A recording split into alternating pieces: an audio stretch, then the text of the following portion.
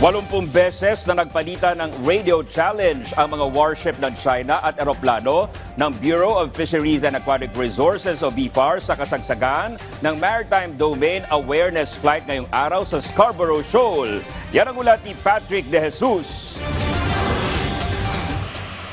Muling nadagdagan ang bilang ng mga barko ng China sa Scarborough Shoal.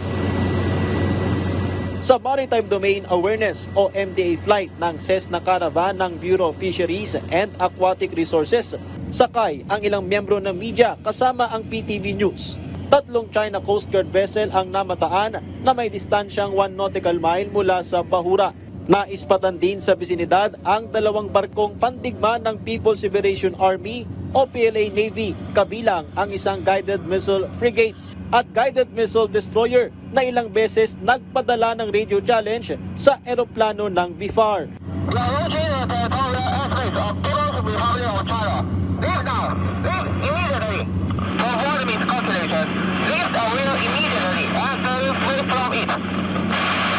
Walang tigil pa rin sa pagpapadala ng radio challenge ang Chinese Navy at pilit nilang pinapaalis itong ating sinasakang eroplano sa Bajo de Masinloc. Pero sinasagot sila ng mga piloto ng BFAR para igiit na legal ang ating pagpapatrolya sa exclusive economic zone ng Pilipinas.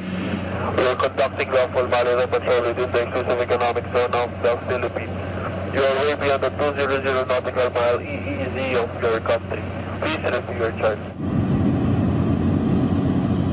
Bumuntot naman ang naval helicopter ng China 800 metro mula sa eroplano ng BFAR.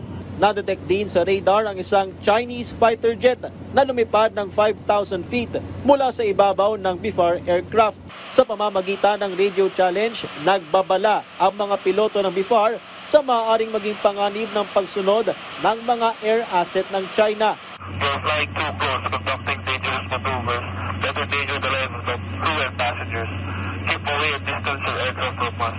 Bukod sa MDA flight, regular ang deployment ng mga barko ng Philippine Coast Guard. Patuloy ang pagbabantay sa West Philippine Sea sa kabila ng mga issue sa politika. We are still focusing our attention dito sa aming patriotic duty na to as to with regard to the domestic politics. No, it's not something that we need to meddle in. No, para sa amin ito ang aming sinumpang tungkulin. So we're just going to focus on our jobs.